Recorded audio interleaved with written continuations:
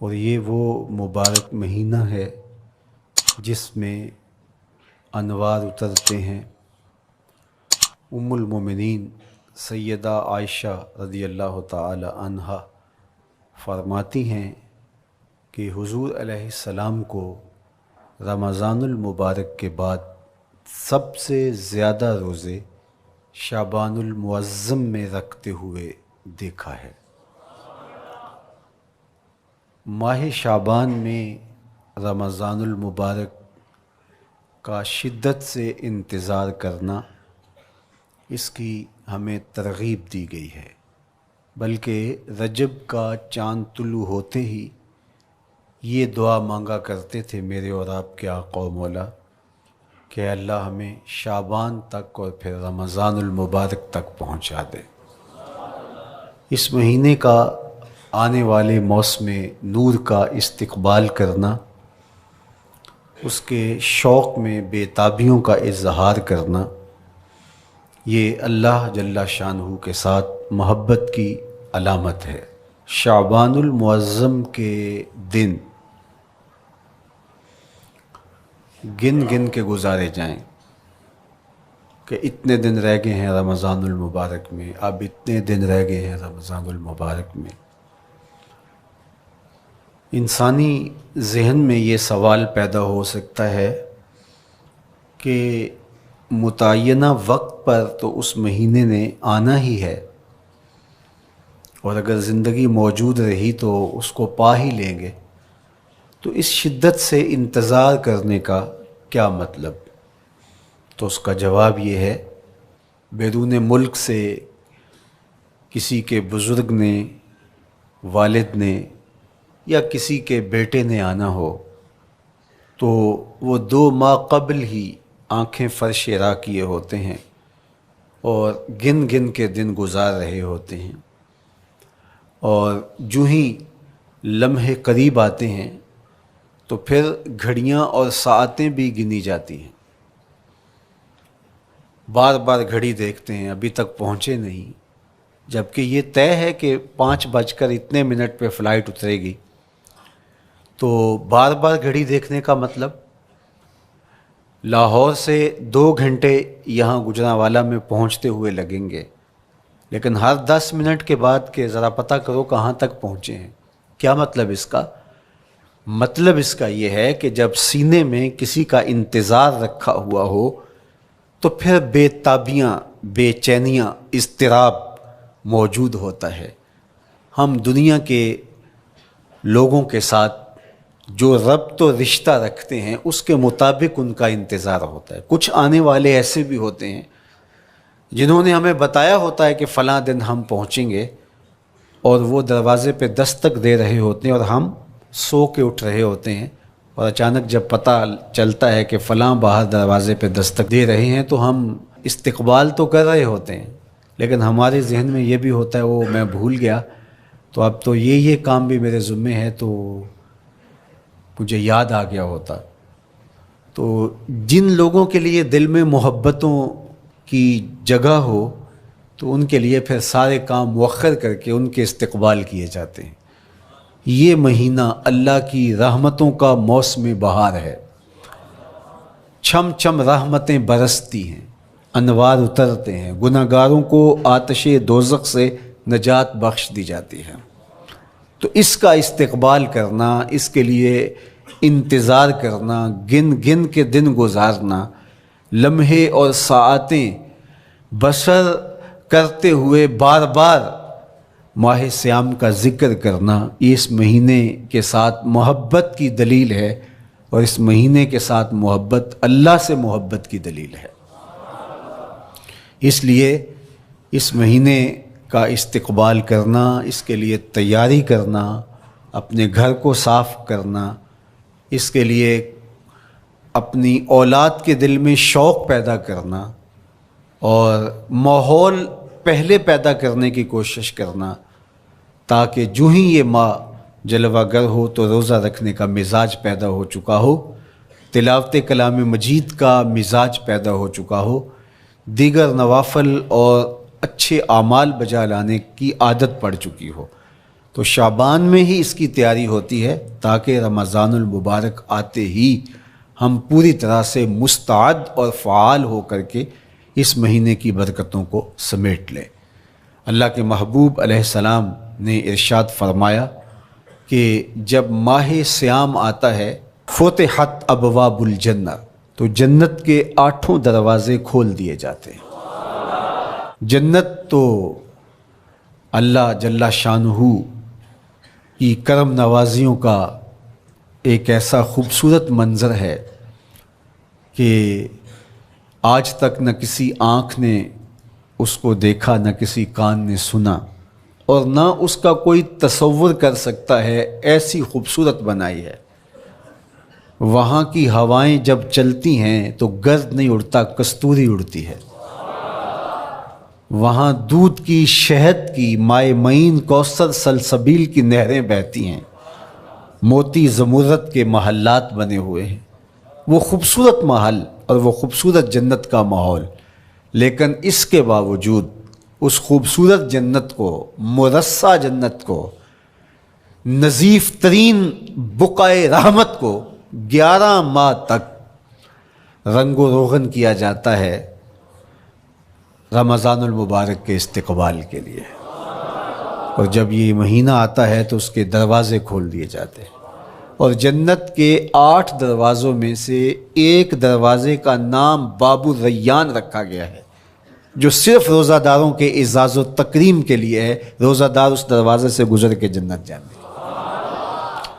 تو آپ اندازہ کیجئے کہ اللہ نے اس ماہ مبارک کو کیا عزت دی ہے، کیا پروٹوکول دیا ہے، کیا تکریم بخشی ہے کہ نبیوں کا امام، امام المرسلین، خاتم الانبیاء، محبوب خدا اس مہینے کے لیے منتظر رہتے کہ یہ مہینہ آنے والا ہے، یہ مہینہ آنے والا ہے۔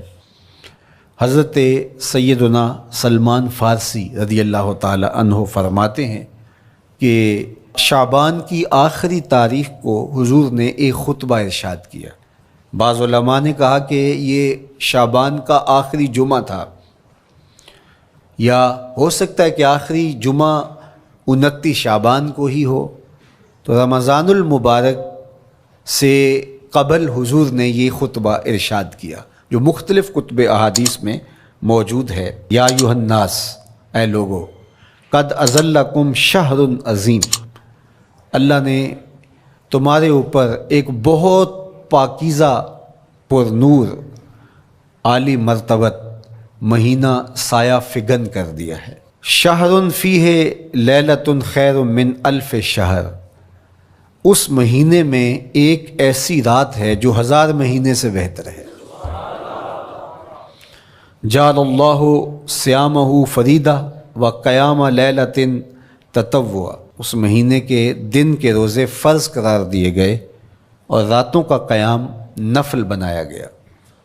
تراویح کی صورت کے اندر راتوں کے قیام کا ماحول پیدا ہوتا ہے، صلاۃ اللیل پڑھی جاتی ہے، نوافل پڑھے جاتے ہیں کثرت کے ساتھ۔ یہ اس مہینے کی شانیں ہیں، یہ اس مہینے کی رونقیں ہیں۔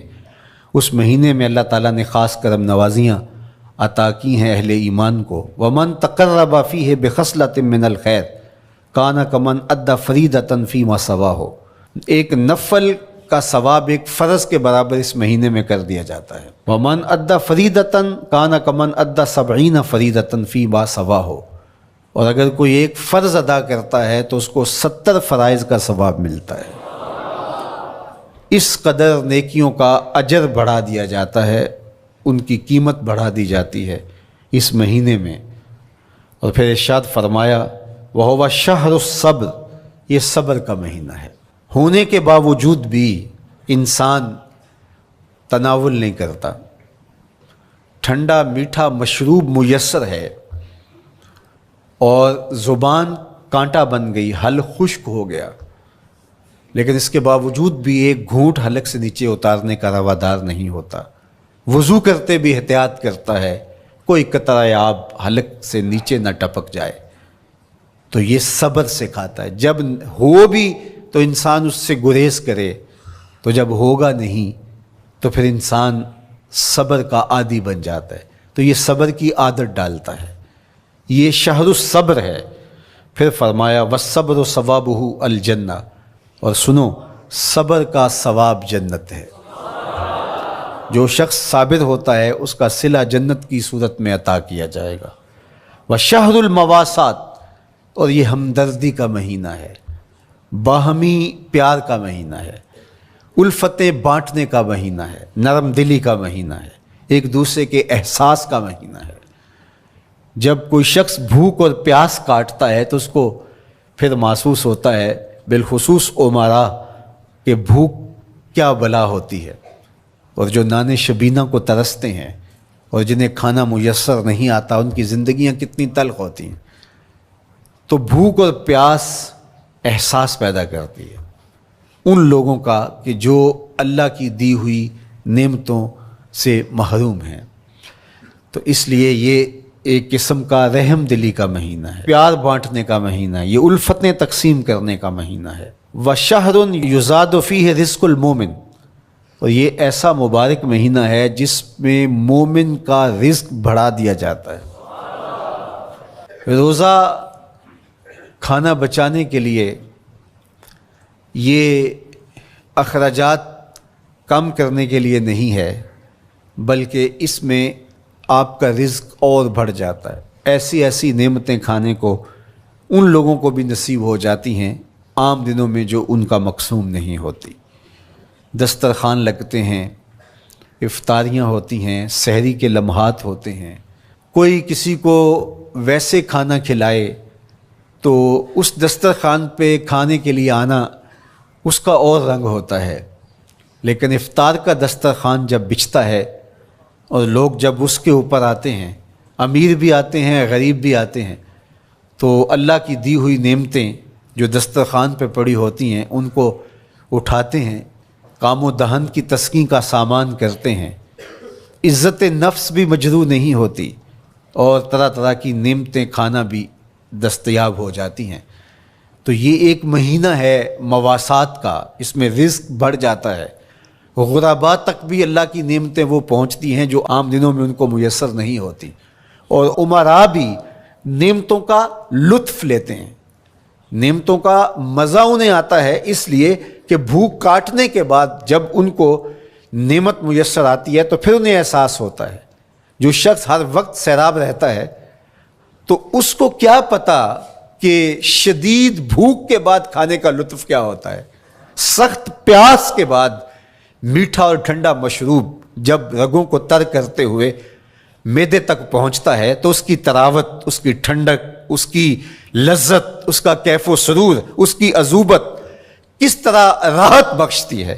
اسی لیے میرے اور آپ کے آقا و مولا نے ایک دوسرے مقام پہ ارشاد فرمایا للصائم فرحتان، فرحۃ عند فطرہ و فرحۃ عند لقاء ربہ۔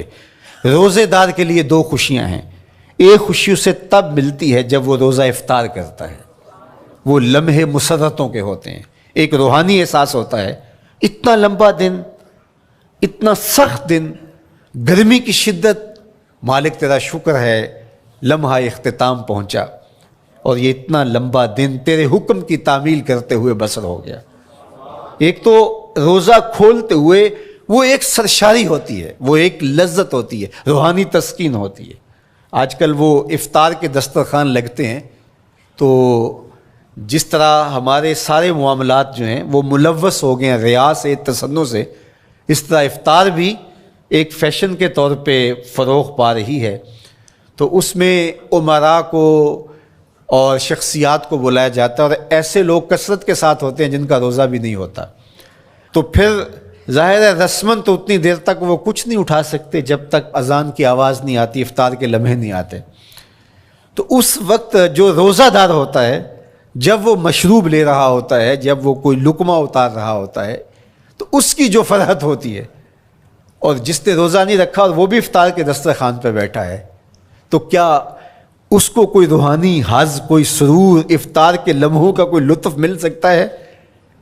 وہ بیچارہ کتنا بے چین ہوتا ہوگا کہ یہ شخص ہے کمزور ہے، سارا دن مزدوری کر کے آیا ہے، اور اس کا بھی تو سارا دن گزر گیا بھوک اور پیاس سے، اور میں صحت مند ہوں اور سارا دن ٹھنڈے ماحول میں رہا ہوں اور مجھے توفیق نہیں ملی، تو وہ گھونٹ کتنے مشکل اس کے لیے ہوتے ہوں گے، اور روزہ دار کے لیے کس قدر وہ آسودہ بخش لمحے ہوتے ہیں کہ جب اس کو یہ مسرت ہو رہی ہوتی ہے کہ مالک تیرا شکر، گرم موسم، زباں کانٹا، حلق خشک، اور تو نے تکمیل تک لمحے پہنچائے اور میرا دن خیریت سے گزر گیا، تو وہ اس کے لیے ایک خوشی کا لمحہ، روحانی مسرت کی کیفیت۔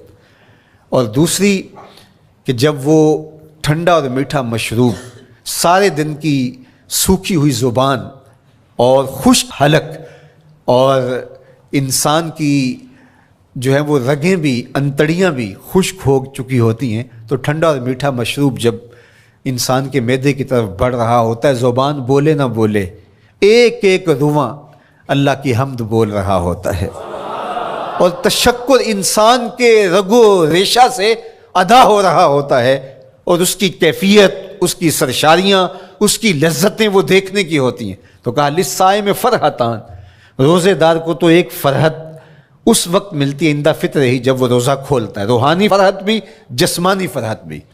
وَفَرْحَةٌ عِنْدَ لِقَاءِ رَبِّهِ، اور دوسری فرحت اور دوسری خوشی اسے تب ملے گی جب اس روزے کے صلے میں اللہ تعالیٰ اپنے رخ انور سے پردہ اٹھا دے گا اور روزہ دار کو اپنے دیدار کی دولت عطا کرے گا، تو وہ پھر منظر دیکھنے والا ہوگا، روزہ دار کی آنکھیں ٹھنڈی ہو جائیں گی۔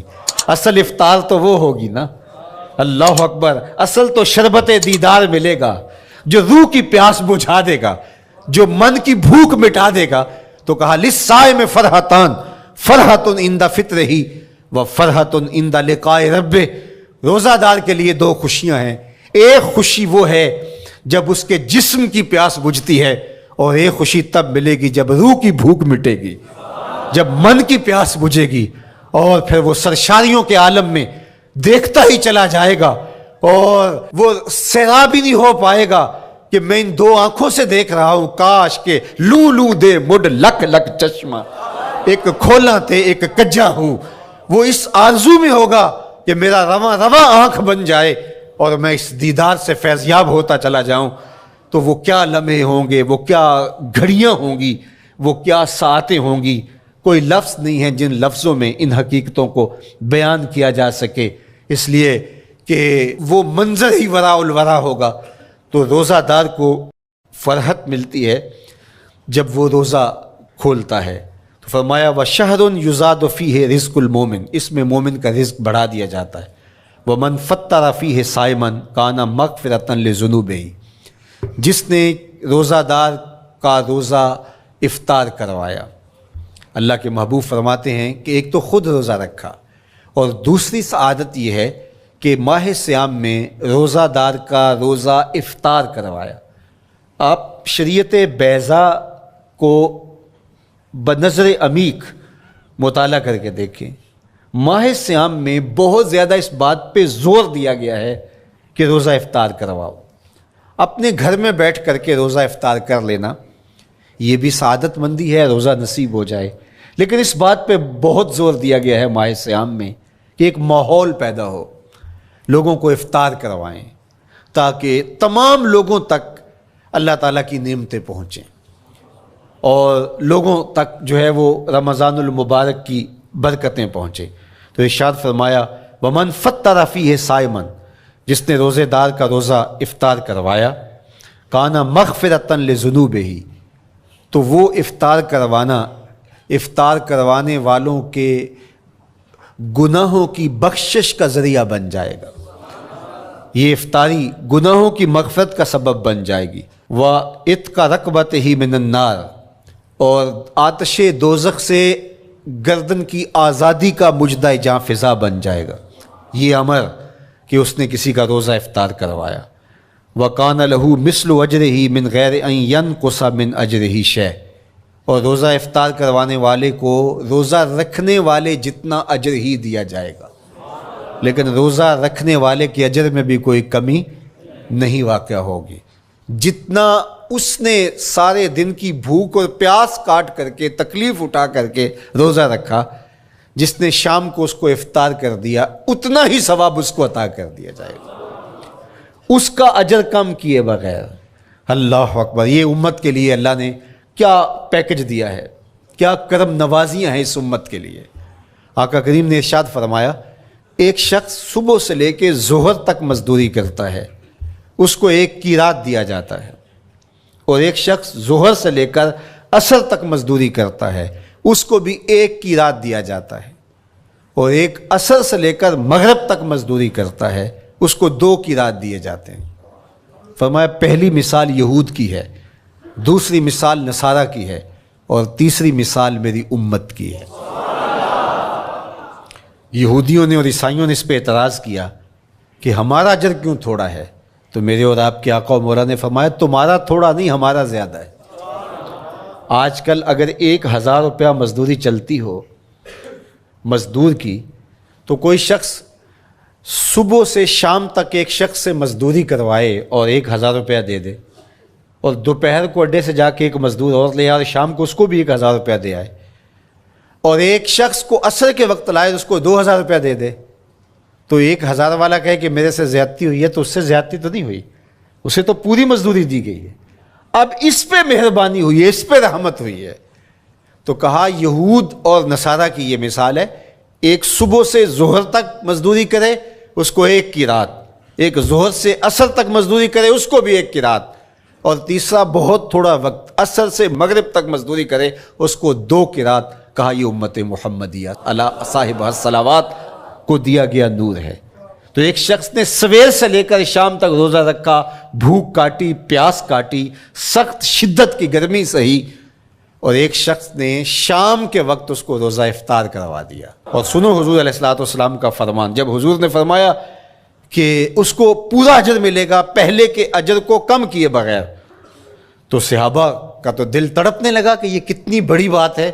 اب آپ جانتے ہیں کہ یہ زمانہ ایسی معاشی خوشحالیوں کا نہیں تھا، لوگوں کے پاس تو نان شبینہ بھی میسر نہیں ہوتا تھا، تو صحابہ نے جو سوال کیا، قالوا یا رسول اللہ صلی اللہ علیہ وسلم، انہوں نے کہا اے اللہ کے پیارے رسول صلی اللہ علیہ وسلم، لیسا کلنا یجد ما یفطر الصائم، ہم میں سے تو ہر بندہ یہ طاقت نہیں رکھتا کہ روزہ دار کو روزہ افطار کروا دے، تو یہ اتنی بڑی سعادت، تو یہ تو پھر اہل زر ہی یہ سعادت حاصل کر پاتے ہیں، ہمارے جیسے لوگ تو پھر جو مال و دولت نہیں رکھتے تو وہ تو پھر یہ سعادت نہیں حاصل کر پائیں گے۔ تو میرے اور آپ کے آقا و مولا نے کیا فرمایا؟ قال، حضور نے ارشاد فرمایا یؤتی اللہ ھذا الثواب، یہ ثواب اللہ اسے شخص کو بھی عطا کرے گا، من فطر صائما علی مزقۃ لبن او تمرۃ او شربۃ من ماء، فرمایا کہ یہ اجر اللہ اس کو بھی عطا کرے گا جس نے کسی کا روزہ 1 گھونٹ دودھ سے کھلوا دیا، یا 1 کھجور سے کھلوا دیا، یا پانی کے 1 گھونٹ سے اس کا روزہ افطار کروا دیا۔ لازمی نہیں ہے کہ دسترخوان سجا ہو، انواع اقسام کے کھانے پڑے ہوں، اور وہ افطاری ہی افطاری قرار پائے گی۔ جس نے کسی کو وہاں باہر ٹوٹیوں سے پانی کا گلاس بھر کے، کٹورا بھر کے سادہ پانی بھی پیش کر دیا، تو اس کو بھی ثواب مل جائے گا۔ کتنا ثواب ملے گا؟ پورا روزہ رکھنے کا ثواب اس کو ملے گا۔ کتنی رحمتوں کی لوٹ سیل لگی ہے، کوئی ایسے بھی بانٹتا ہے، کوئی ایسے بھی کرم نوازیاں ہوتی ہیں، لیکن میرے رب کے خزانے کتنے کھلے ہیں۔ میں نے مدینہ المنورہ میں ایک شخص کو دیکھا کہ وہ روزے کے وقت وہاں سے ہی گلاس لیتا اور زمزم سے بھرتا اور روزہ داروں کے آگے رکھتا چلا جاتا، اور روزانہ اس کا یہ عمل ہوتا، نماز عصر کے بعد شروع ہوتا، جتنی اس کی پہنچ ہوتی ہر ایک کے آگے رکھتا چلا جاتا، پانی بھی وہاں سے لیا، گلاس بھی وہاں سے لیا۔ اللہ اکبر، فرمایا دودھ کا 1 گھونٹ یا پانی کا 1 گلاس یا 1 کھجور اس نے کسی کو پیش کی اور اس نے اس سے روزہ کھولا، اللہ کے محبوب فرماتے ہیں پہلے کے اجر میں بغیر کسی کمی کے اس کو پورا ثواب روزے کا نصیب ہوگا۔ اللہ اکبر۔ اب سنو، پھر حضور نے ارشاد فرمایا ومن اشبع صائما، اور جس نے صحیح اہتمام کے ساتھ روزے دار کو اچھا کھانا کھلایا، اچھی پرتکلف افطاری دی، سقاہ اللہ من الحوض شربتا لا یظمأ حتی یدخل الجنہ، اس کو حوض کوثر سے ایسا جام ملے گا کہ اس کو کبھی پیاس نہیں ملے گی یہاں تک کہ جنت میں چلا جائے گا۔ اللہ اکبر، اس کو کوثر کے جام نصیب ہوں گے حشر کی گرمی میں۔ اور آپ کو معلوم ہے، علماء سے آپ نے بارہا سنا ہوگا کہ جام کوثر جس نے ایک بار پی لیا پھر 50,000 سال کے دن میں اس کو دوبارہ پیاس نہیں لگے گی۔ یہ جام کوثر کی خصوصیت ہے۔ فرمایا وَهُوَ شَهْرٌ أَوَّلُهُ رَحْمَةٌ، یہ وہ مہینہ ہے جس کے پہلے 10 دن رحمت ہیں اور اس کا درمیانی عشرہ مغفرت ہے۔ وَآخِرُهُ عِتْقٌ مِّنَ النَّارِ، اور اس کا آخری عشرہ جو ہے وہ آتش دوزخ سے نجات کا ضامن ہے۔ فَاسْتَكْثِرُوا فِيهِ مِنْ 4 خِصَالٍ، کہا کہ 4 کام اس مہینے میں کثرت کے ساتھ کرو۔ خصلتان ترضون بہما ربکم، 2 کام تو وہ ہے جس سے تم اپنے رب کو راضی کرو گے۔ وخصلتان لا غنا بکم عنہما، اور 2 کام ایسے ہیں کہ ان سے بے نیاز نہیں ہو سکتے تو وہ تمہیں کرنے پڑیں گے۔ اما الخصلتان اللتان ترضون بہما ربکم، وہ 2 خصلتیں، 2 کام جن کے ذریعے سے تم اپنے رب کو راضی کر سکو۔ فشہادت اللہ الہ الا اللہ، وہ گواہی دینا ہے لا الہ الا اللہ۔ وتستغفرونہ، اور تم کثرت سے استغفار کرو، اللہ سے بخشش مانگو۔ یہ 2 کام تم نے کرنے ہیں۔ وَأَمَّا الْخَصْلَتَانِ اللَّتَانِ لَا غِنَىٰ بِكُمْ عَنْهُمَا، اور وہ چیزیں جن کے بغیر تمہیں چارہ نہیں ہے۔ فَتَسْأَلُونَ الْجَنَّةَ وَتَعُوذُونَ مِنَ النَّارِ، اللہ سے جنت طلب کرو اور دوزخ سے پناہ مانگو۔ تو یہ 2 کام جو تمہاری ضرورت ہے تم اس مہینے میں کثرت کے ساتھ کرو۔ تو یہ مہینہ رحمتوں کی لوٹ سیل کا مہینہ ہے، یہ کرم نوازیوں کے امٹتے ہوئے دھارے ہیں، یہ سیل رحمت ہے جو کہ من کی سیرابی کا سبب اور ذریعہ ہے۔ خوش نصیب ہیں جو ماہ صیام کو خوبصورتی کے ساتھ بسر کرتے ہیں، اس کے آنے سے پہلے استقبال کرتے ہیں، گھروں میں صفائی کریں، اہتمام کریں، مساجد میں اہتمام کریں، تاکہ بچوں میں یہ شوق پیدا ہو کہ ماہ صیام آ رہا ہے۔ جب ہم بچے تھے تو ہمارے والدین رمضان المبارک سے قبل ہی رمضان المبارک کی تیاریاں شروع کر دیا کرتے تھے۔ اس وقت گھر میں شربت تیار ہوا کرتے تھے گڑ کے، اور وہ پہلے ہی مائیں گھر میں تیاری کرنا شروع کر دیا کرتی تھی۔ ایک شوق پیدا کرنا مقصود ہوتا ہے۔ تو کچھ چیزیں ایسی ہیں کہ آرڈر لکھیں اور 1 سیکنڈ میں گھر پہنچ جائے، لیکن کچھ چیزیں یہ جو ہے وہ تیار کرنی چاہیے، شوق پیدا ہو۔ گھروں کے اندر ماؤں کو چاہیے کہ افطاری کو اہتمام کے ساتھ تیار کریں تاکہ بچوں کو شوق پیدا ہو، اور یہ ایک ماحول پیدا ہو، قرآن مجید کی تلاوت کا ماحول پیدا ہو، جاگنے سونے کے جو ہے وہ شیڈول مرتب کیے جائیں، مساجد کی آبادی کا سامان کیا جائے۔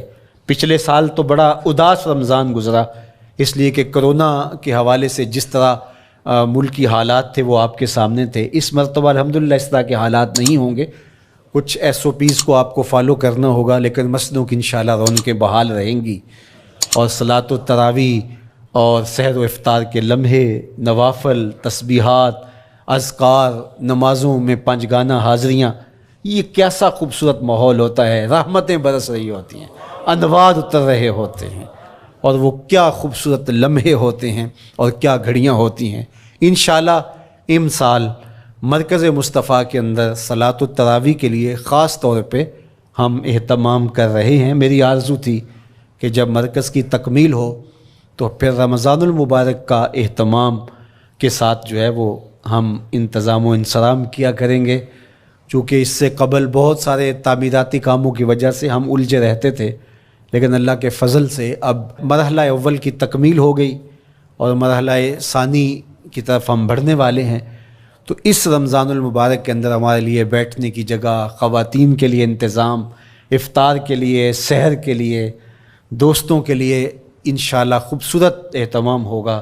بہت اچھے قاری قرآن جو ہے وہ صلاۃ التراویح پڑھائیں گے، تو وہ میٹھے اور دل آویز لہجے اور مرکز کا ماحول، انشاءاللہ ذکر و فکر کے حلقے بھی ہوں گے، دروس قرآن کے حلقے بھی ہوں گے، تو ایک ماحول انشاءاللہ پیدا ہو، اور انشاءاللہ میں بھی آپ کے ساتھ ماہ صیام میں موجود رہوں گا، افطار کے لمحوں میں بھی، سحر کے لمحوں میں بھی، تراویح میں بھی، نمازوں میں بھی انشاءاللہ اور پھر جب ہم ہوں گے تو ماہ سیام ہوگا، رحمت کی گھڑیاں ہوں گی، اترتے ہوئے انوار ہوں گے، محبتوں کا ہجوم ہوگا، افطار کے میلے ہوں گے، سحری کے خوشگوار لمحے ہوں گے، قرآن کی دل نواز صدائیں ہوں گی، اور مرکز مصطفیٰ کا نورانی پرکیف سرمدی ماحول ہوگا، اور ہم اپنے رب سے اس کی رحمتیں طلب کریں گے۔